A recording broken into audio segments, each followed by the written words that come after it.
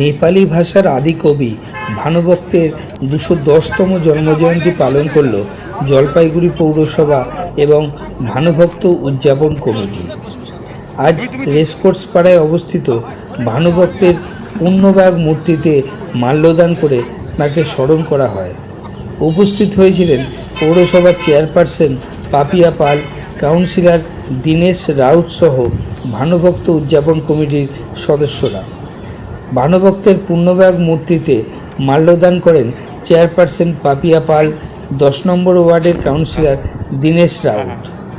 এরপর নেপালি ভাষার আদি কবি ভানুভক্ত আচার্যের গুরুত্ব কতটা রয়েছে তা নিয়ে আলোচনাও হয়।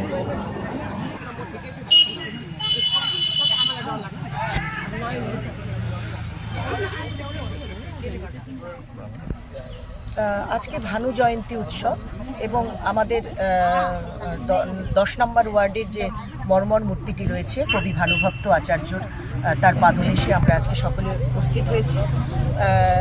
বিশিষ্ট কবি, অনুবাদক এবং লেখক ছিলেন। নেপালি ভাষার সর্বপ্রথম যে রামায়ণ মহাকাব্যকে সংস্কৃত ভাষার দুরূহ কঠিন ভাষা থেকে সাধারণ মানুষের বোধগম্য করে তোলবার জন্য সহজ সরল ভাষায় যিনি রামায়ণের মূল তাৎপর্যকে ব্যাখ্যা করেছিলেন, তিনিই হলেন কবি ভানুভক্ত আচার্য। তাকে আদিকবি হিসাবে প্রসিদ্ধি লাভ দেওয়া হয় এবং তাকে সম্মান জানানো হয়। এটাই বলতে চাই যে আমাদের সরকারও সমস্ত ভাষাভাষীর উপর শ্রদ্ধাশীল এবং জাতি ধর্ম বর্ণ নির্বিশেষে আমরা যেমন সকল উৎসবে মিলিত হই, আজকে আমরা এই মর্মর মূর্তির পাদদেশে আমরা আবার সকলে একসঙ্গে মিলিত হয়েছি কবি ভানুভক্ত আচার্যের জন্মজয়ন্তী উৎসবকে ঘিরে। এবং সারা বিশ্বের সাথে আজকে যারা যত নেপালি ভাষাভাষী মানুষ রয়েছেন তাদের কাছে কিন্তু আজকে একটি গর্বের দিন, আনন্দের দিন। আজকে ভানুভক্ত আচার্যের, আদিকবি ভানুভক্ত আচার্যের ২১০তম জন্মজয়ন্তী।